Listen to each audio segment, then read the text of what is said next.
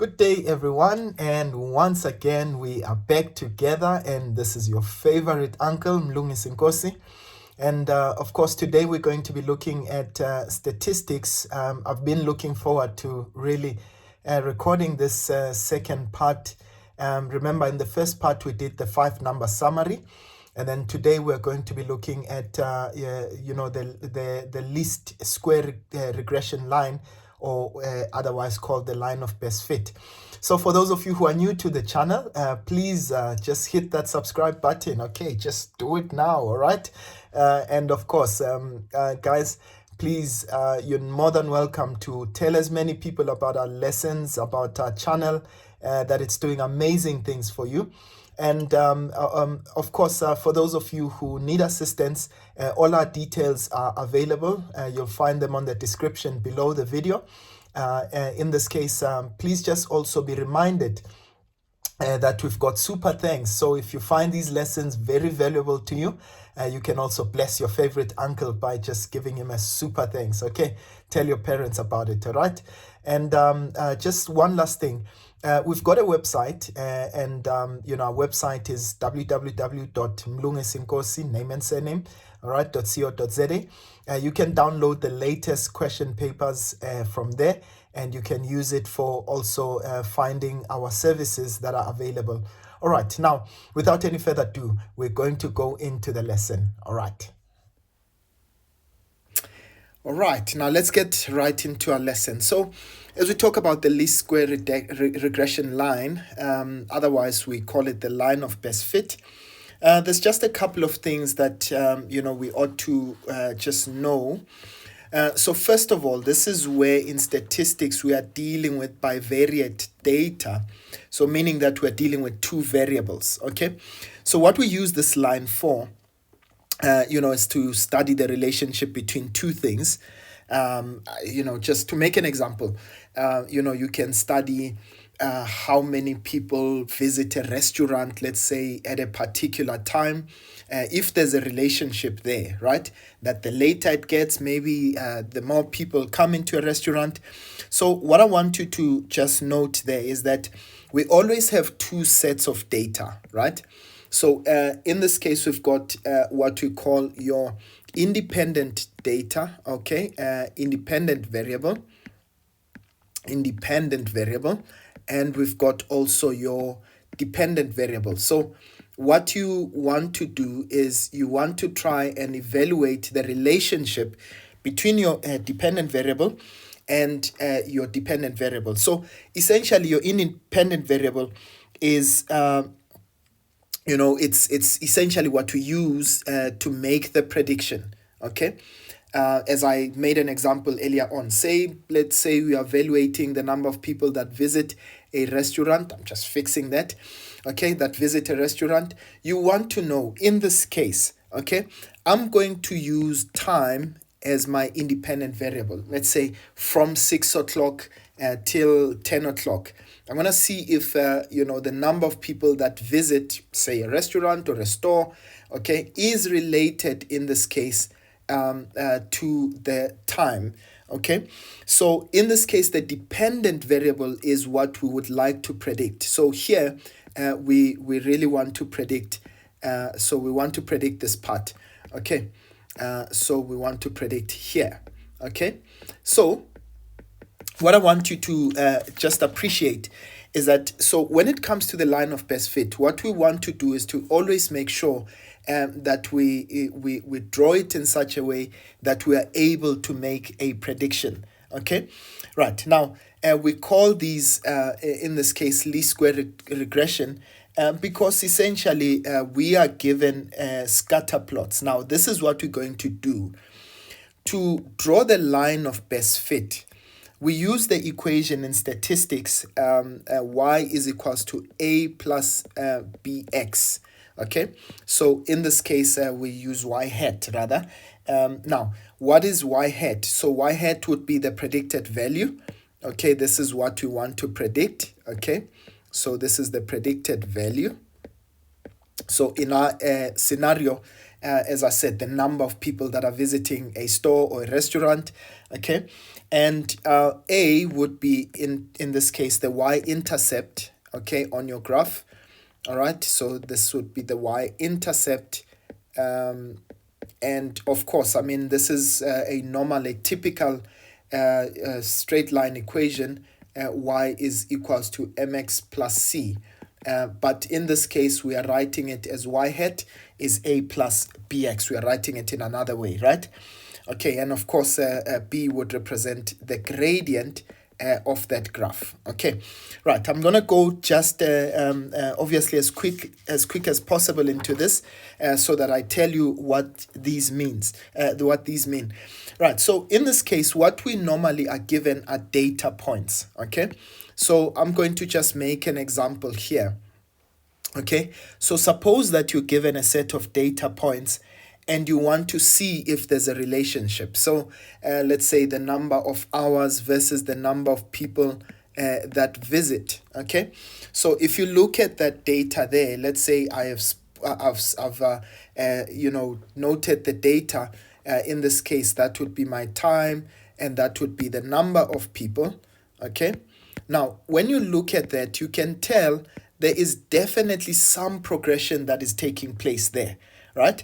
In this case, now, we use the word correlation, okay? Now, what is correlation? Correlation, so this is basically relating two sets of data together, right? So that's correlation, okay? You are trying to relate the dependent as well as the independent variable, right?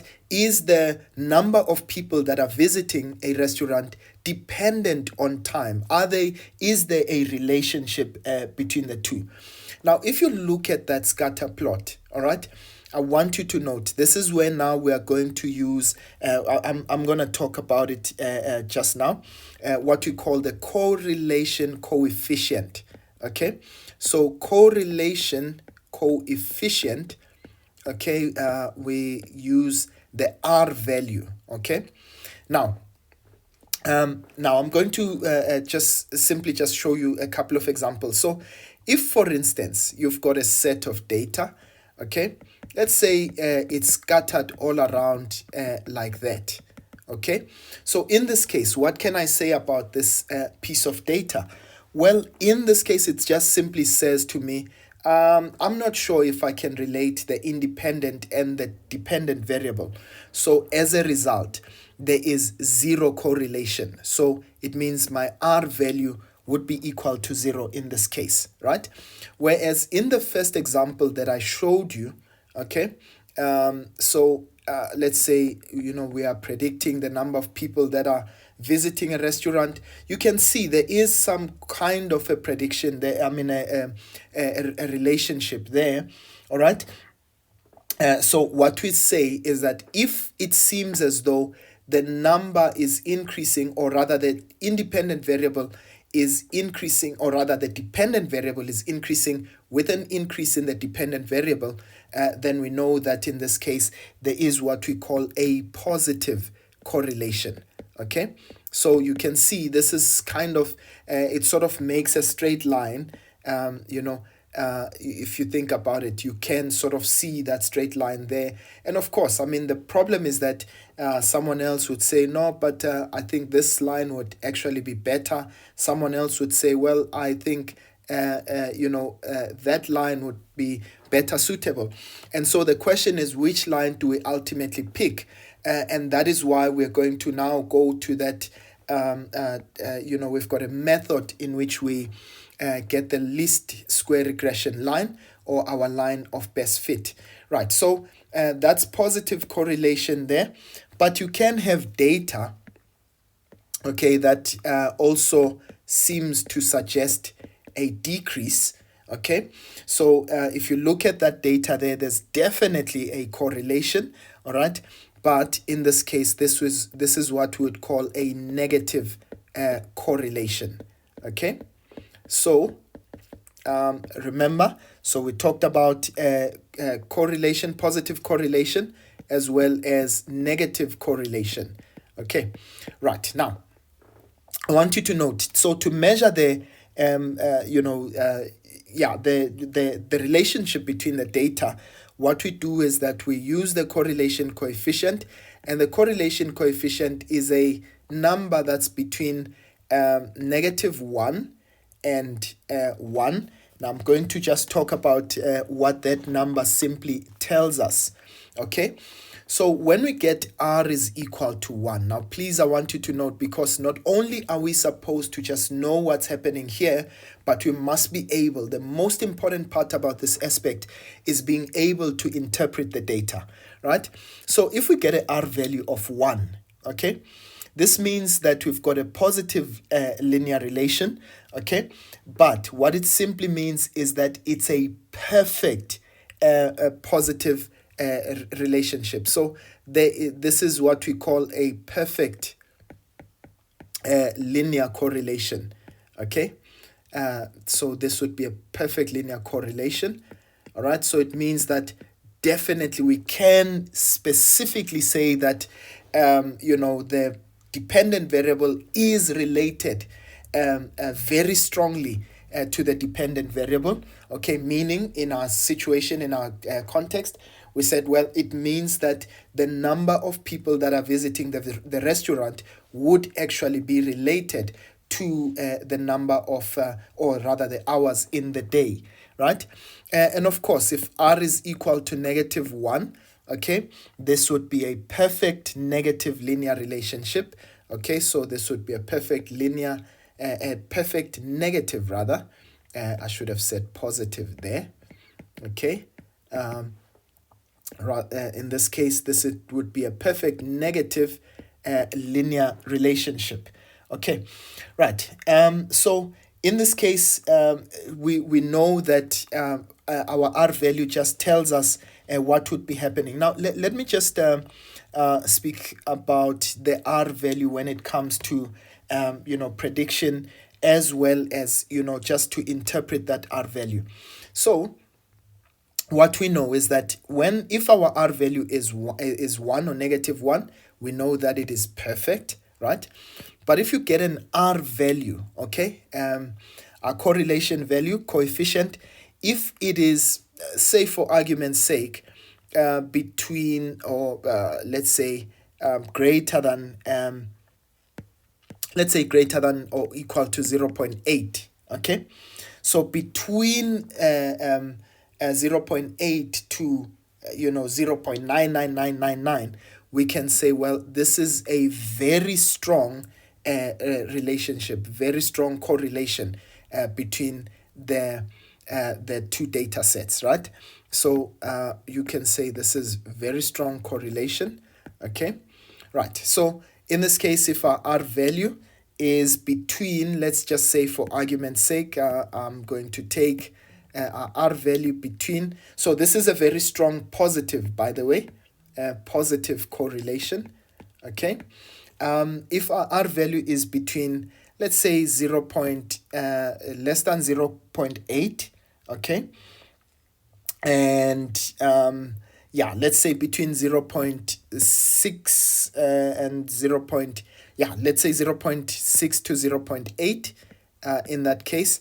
Right, so we know in that case that, okay, so there is definitely, in fact, let's exclude that 0.8. So less than 0.8 in this case, we know in our particular case that, well, it means that this data set is moderately strong, right? So we would say, well, this is moderate, okay? Okay, so this is moderate, in this case, moderately strong, okay? Correlation. But if we were to have, let's say, 0.6 downwards, so we know in this case, okay, between, let's say, 0.4 to 0.6, okay, and we are excluding that 0.6. In this case, we know this in this case would be just moderate, right? So remember, in this case, we said this is moderately strong. In this case, so this would be moderate relationship. But of course, if it is less than 0.4, it is weak, right? So if we've got something that is less than 0.4, okay, so if we have something less than 0.4, we say, well, in this case, this would be weak, okay. By the way, I want you to just note in this case, we can also have negative, right? So this is moderate, strongly positive data. This is still moderately positive, okay?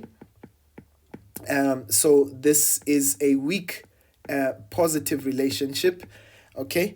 But of course, in this case, we know that when R is equal to 0, it means there's absolutely no correlation. Okay, so the closer they are to 0, in this case, the more the weaker the correlation between the two. Okay, and obviously we can also have, in this case, positive data, negative rather. So it means if I've got our R value, being greater, or rather, let's say between negative, okay, let's say between negative 1, okay, so if it's between 0.6, okay, let's start with greater than, or rather less than, and negative 0.8, okay. So in that case, we know that it means it would be strongly negative, right? So in this case, very strong negative, okay, so that's very strong and negative, okay, and in this case, this is how we would interpret it. In fact, if I could just use absolute values there, so that you could understand. Now, I just want to try and just draw, in this case, what would be regarded as strongly positive. So if you look at, let's say, we take something like this, okay, so that would be very strong positive, right? You'd find that the R coefficient here would probably be greater than 0.8. So we know that would be very strong, right? So if I take something, let's say, that looks more or less, so I've got something that looks more or less like this. Yes, you can see there's still a linear relationship, but it's not all the points that are aligned, okay.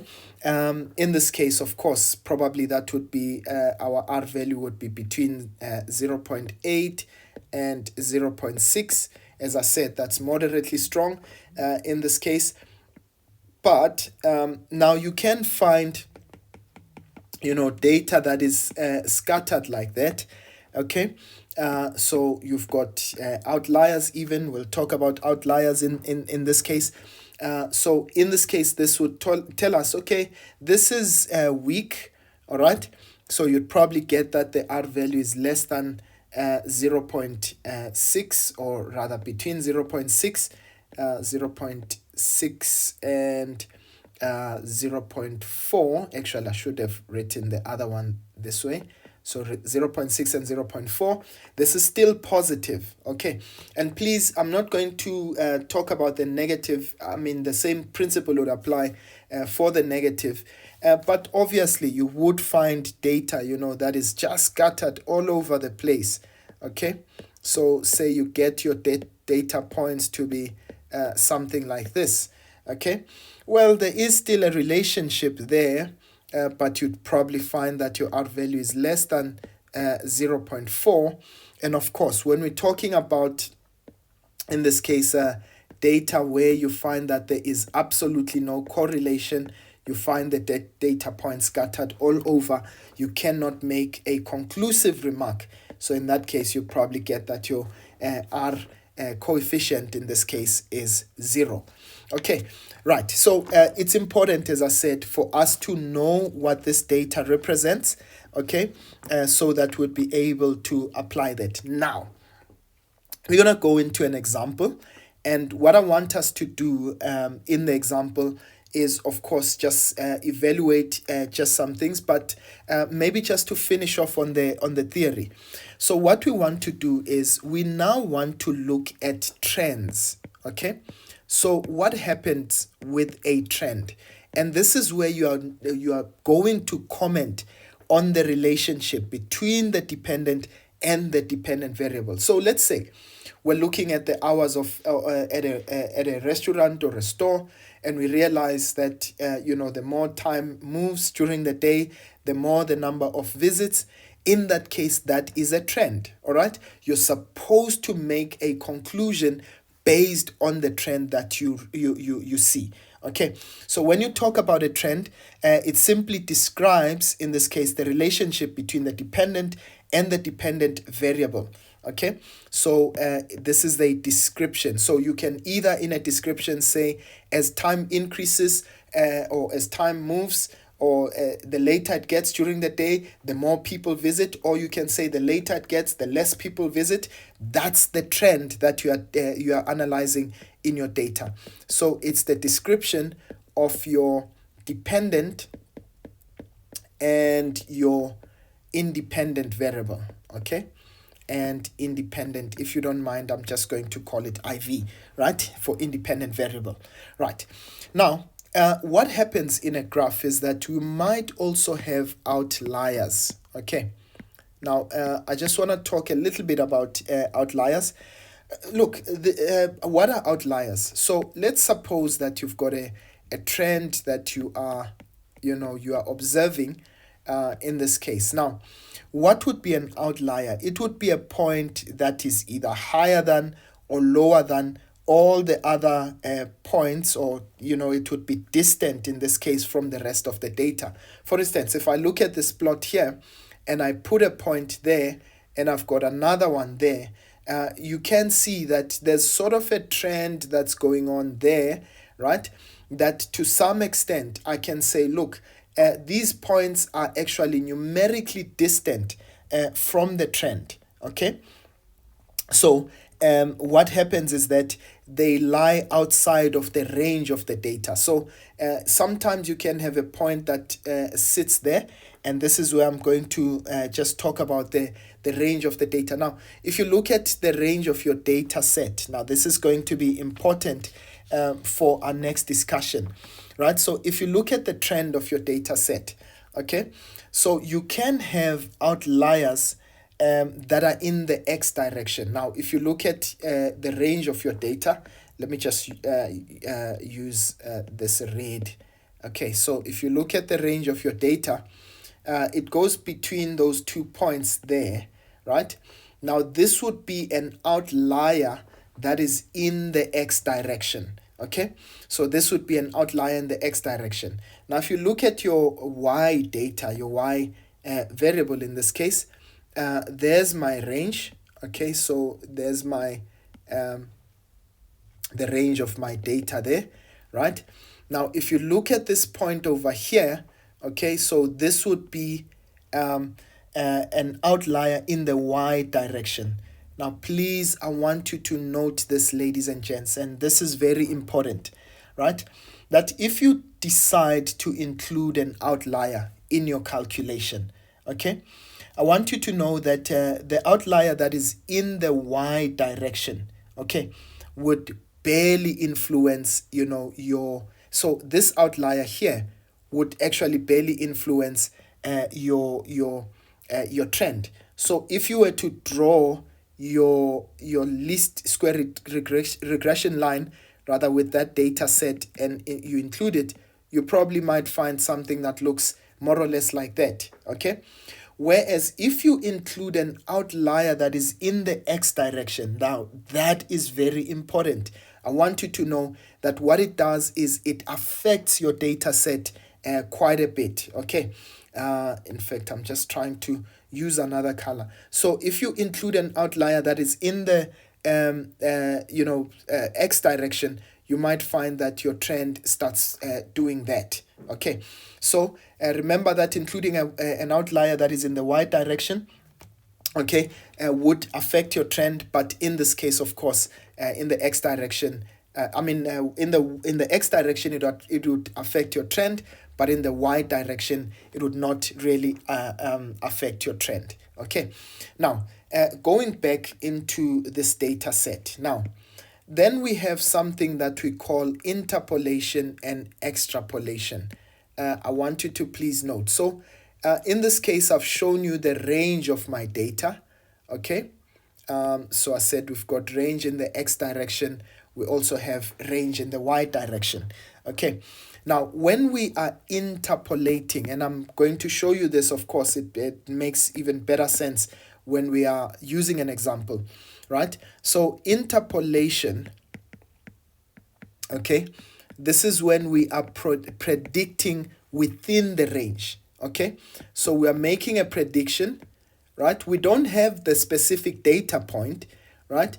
But we are making a prediction within our range. So this is within our range, okay? But of course, there's what we call extrapolation. Extrapolation, in this case, this is when you are taking, they say to you, okay, let's say your trend ended at, just making a reference there. Let's say your trend ended at, the 11th hour, right? We were using time here and then the number of people that visit. Now, you can extrapolate. Okay, so what happens at 11:30? So that's a point that we do not have in our trend. So you would have to extrapolate in that case. So this would, let's say this is 11:30. So in that case, you would have to extrapolate, right? There is, however, a challenge with extrapolation that the problem is that extrapolation, it should be avoided to some extent. It might be a bit unrealistic. For instance, if I'm looking at a restaurant that operates between, let's say, 6 o'clock in the afternoon till 11 o'clock at night, okay? I wouldn't be able to now extrapolate what happens at 12 o'clock. Why? Because the restaurant is closed, so there's no data that can serve for extrapolation in that case. So extrapolation should to some extent be avoided because it might it might be a little bit unrealistic. Okay, right. But this is not all the time, right? If you're looking at a trend, let's say a disease trend, you might look, okay, let's say it affected 30 people in 15 days. Let's see in 45 days how many people it might be able to affect, and you can make a predictive model of that. Okay, right. So in this case, I want us to note, so this is we're making a prediction here. So with extrapolation, we are making a prediction outside of the range. Okay, outside of our range. Okay, right. Now, all right. Now, I think the best thing for us to do here, there's a formula that you can use for calculating all of these, but I am not going to focus on the, using the formulae, but instead I'm going to show you how to do that in your calculator. Unfortunately, ladies and gents, I don't have a Casio calculator on my device, but I'm going to use the one that you have, but it's very strongly related. I'm going to advise you on what to do. All right, let's get into our example. All right, let's start with our first example. Right, I took this from a past exam question. I think it was the 2020 or 2021 paper. Right, they say a mathematics teacher was curious to establish if a learner's mathematics marks influence their physical science mark in the table below. Of course, I chose this one because I like both of them. So the mathematics and physical science marks of 15 learners in a class are given as a percentage. Okay, so there's, that data that is given, the percentage of physics and the percentage of maths. Now, you'll see that in her approach, she took maths as the independent variable. And I want you to please note that the independent variable would always be on the x-axis, right? She wanted to know, is there a relationship between physical science and mathematics, right? So she took that there. Now, what we want to do, the first question that we are asked there is determine the equation of the least square regression line for the data. Now, ladies and gents, I just want to because I don't have a Casio calculator on the device, Just for you to note how to do this on a Casio calculator, remember you always go to mode, right, where there's setup as well, okay? So I'm doing it right here. And then you press option 2, okay? Option 2, that would be stat, okay? So you press option 2 for stat, and then obviously you are going to choose A plus BX. You'll see that option there, right? And you'll also see the option for R as well. I'll show you how to do that a little bit later on. Right. Now, what you do to input the data is you're always going to, once you choose that option, now it's going to give you an option of inputting the data, right? So obviously you're going to put in the maths data 26, 62. But remember, when you put in the data, you press equals to every time. So you're going to press 26 equal to, okay? So that means that now, so that it saves the data, right? And then obviously you'll go to your right-hand column to input the physical science data. Now, I've got a calculator that I use here. And what I did was to kind of put in this data because it was going to take us long to record, right? In my calculator, I just simply press shift and then I go to mode, okay, to stat, okay? And in this case, remember A plus BX. Now you'll see I've already put in all of that data, okay? And then now to get the least square regression line, so what I'm simply going to do is say shift and I go to stat in this case, and I say A plus BX, okay? So if I go to stat and then I say, there it is, a regression calculation, right? Can you see that? So it gives me my A value, my B value. In your case, it will give you just the A value and the B value. And in your case, it might give you, in my case, it gives me also the R value. You might need to do something different. So I can see there that my A value would be equal to, so A is 9.5, okay? And my B value is 0.91, okay? And of course, my R value there is 0.95. Okay, now let's try and answer the question based on that. So I know that my least square regression equation in this case would be A plus Y is equals to A, Y hat is equals to A plus BX. Okay, so my A is 9.5 plus 0.91x. Okay, right, so that is my equation. So that is for a 1.1. Okay, so that's an answer for 1.1. Now they say to us, draw the least square regression line on the scatter plot provided in the answer. Now what you're going to do to draw that graph, what you need to do is just choose 2 points, right? I'm going to choose where x is 0. Okay, so that would mean at the y-intercept. Okay, so I'm going to say, well, in this case, let's choose where x is equal to 0. And let's also choose where x is equal to, let's say, yeah, the halfway mark, then maybe let's say 50.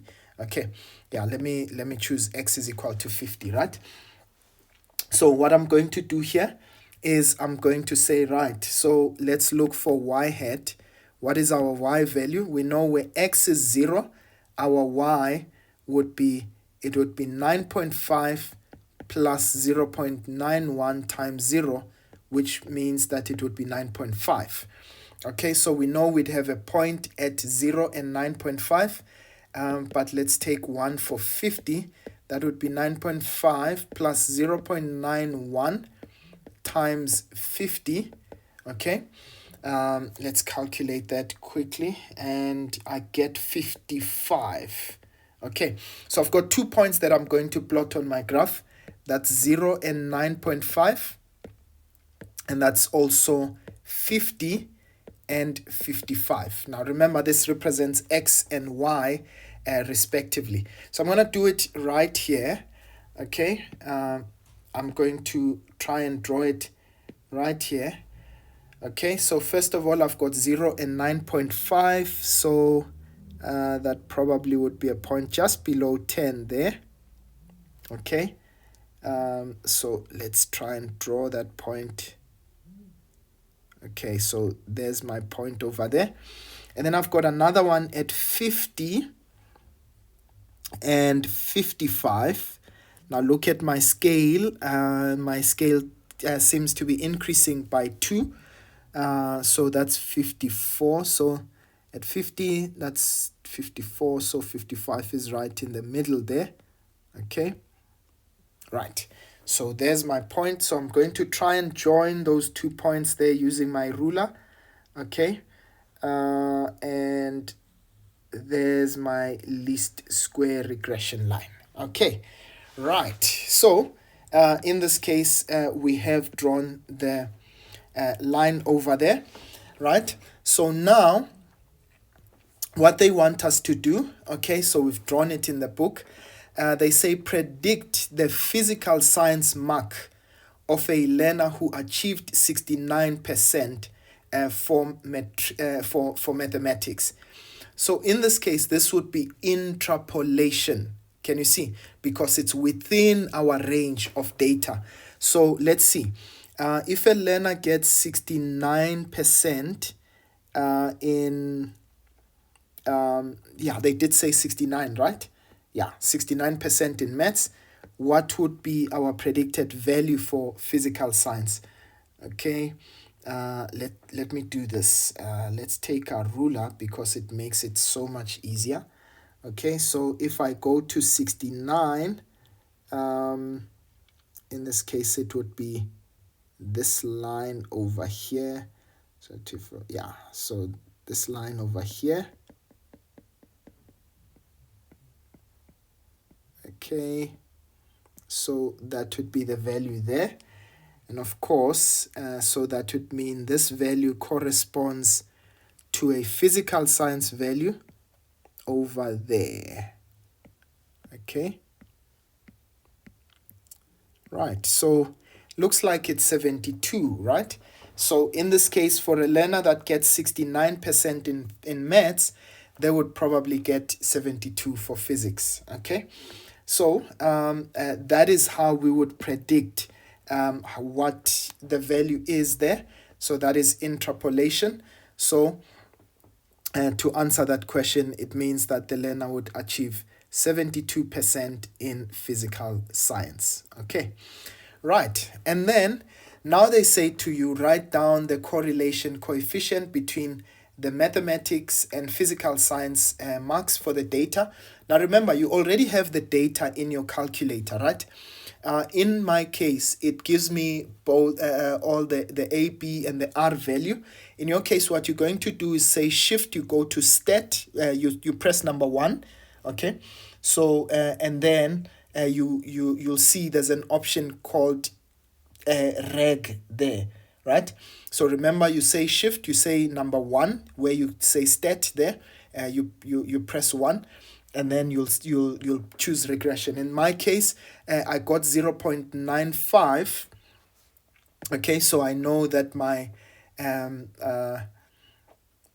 my regression, my correlation coefficient in that case was 0.95. Okay, right. Now they say to you, comment on the strength of the correlation between mathematics and physical science. Oh, I mean 0.95. That's a very strong positive, very strong positive correlation. Okay, you can see that your data is kind of making a positive trend there. As the one increases, the other one increases. Okay, so that's a very strong positive correlation. Okay, right. And then finally, they say, what trend did the teacher observe between the results? So this is you now interpreting what is happening in your data. So in this case, what trend did we observe? You can already see that as a learner gets better in mathematics, they seem to also do better in physical science, right? So you can put it however you want. So in this case, it means that as the learner, as the marks increase, okay, increase in mathematics,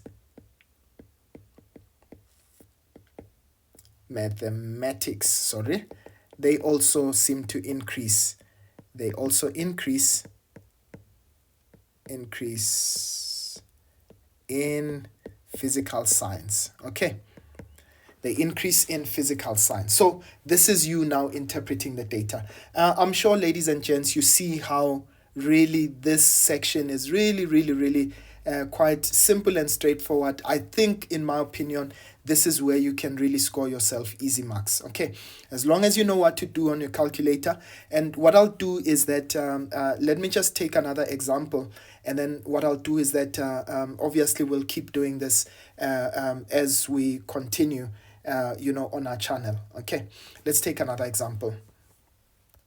All right, and so for a second example, right, they say the table below shows the monthly income in rands of 6 different people and the amount in rands that each person spends on the monthly repayment of a motor vehicle, right? So they say to us, determine the equation of the least square regression line of the data. So once again, so what are we going to do? I'm going to take out my calculator just now. Remember, we did say when you go to your calculator, you say shift and you go to mode, right? I'm choosing stat in that case.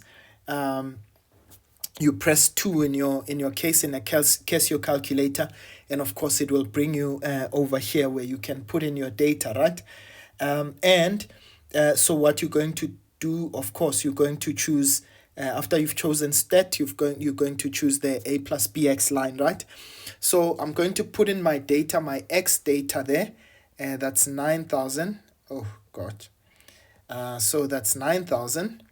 Okay, so that's my X data, all right, my independent variable. Okay, and we enter.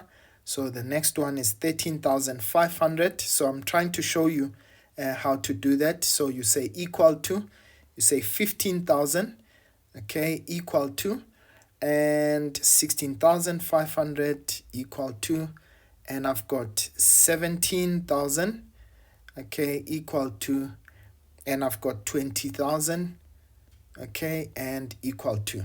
Now then I go to my Y data.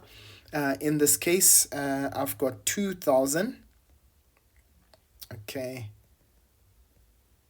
2,000, and equal to, I've got 3,000, and I've got 3,500, I've got 5,200, I've got 5,500, and I have got 6,000.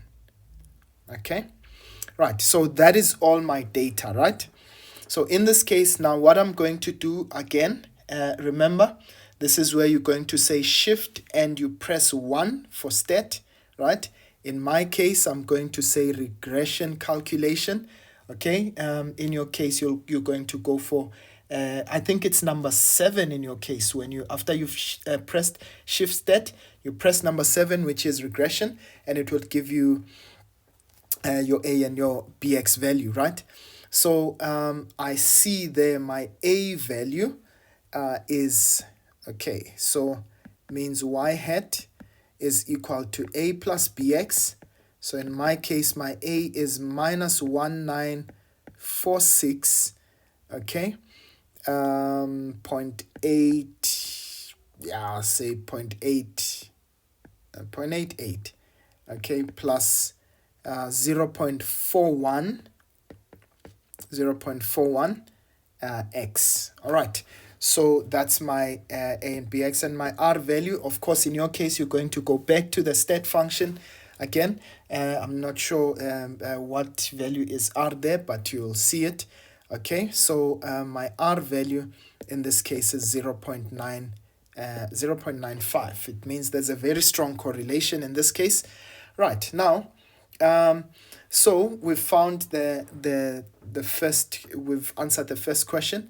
Now they say to us, if a person that earns 14,000 per month, or rather, if a person earns 14,000 per month, predict the monthly repayment that the person could make towards a motor vehicle. So obviously, what are we going to do? We're going to use our least square regression line, right? So in this case, our x value is going to be the amount that the person earns. That's 14,000. So I'm going to just simply say, okay, so it means that it's going to be negative 1946.88, okay, plus 0.41, in this case, times 14,000, okay? So that would be interpolation, isn't it? So let me just put that in my calculator quickly. So that would be negative 1946.88, okay, plus 0.41 times 14,000, 14,000, okay, and I get a value of 3,793 rand and 12 cents. So it means that that person would pay this amount as a form of repayment. So that would be interpolation, right? And then the next question says, determine the correlation coefficient between the monthly income and the monthly repayment of the motor vehicle. We've already done that. We found that to be 0.95. Of course, in your case, you're going to press Shift Stat again, and then you go to, I forgot in the Casio calculator what number, but you'll see the R value there. You press the number that corresponds to the R value. So we find that our R value is 0.95. And of course, what does that tell us? It's a very strong, okay, positive correlation of the data. Okay, right. So in the last question, they say if a person earns 18,000 per month, all right, has to decide to spend 9,000 as a monthly repayment. Okay. Now, looking at that, if a person who earns 18,000 decides to spend 9,000, I mean, that would definitely be an outlier, right? Because look at that, 17,000 is 5,500 and 20,000 is, around 6,000, right?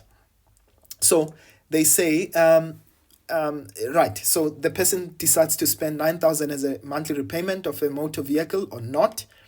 If the above information is a true representation of the population data, which one of the following would the person most likely decide on? Definitely they would not pay 9,000. Okay, let's see the options. Spend 9,000 per month because no, definitely not spend 9,000. Okay, not spend 9,000 per month because there is a very weak positive correlation. No, it doesn't have to do with correlation in this case. So spend 9,000 per month, definitely not. Not spend 9,000 per month because 18,000 and 9,000 lies very far from the least square regression line. I think number D would actually be the one that makes sense the most, because definitely that value would be an outlier. And remember, by definition, outliers are the points that are far from our regression line. Okay, ladies and gents, I think this is it from me. I hope that you really enjoyed the lesson, that you were able to follow on. And of course, if you haven't decided to subscribe, please just make sure that you subscribe, and please follow us even on our socials. Look for Mlungisi Nkosi, and of course, you can see all that we are doing. Otherwise, from me, for now, your favorite uncle, I'll see you guys again next time. Sharp, sharp.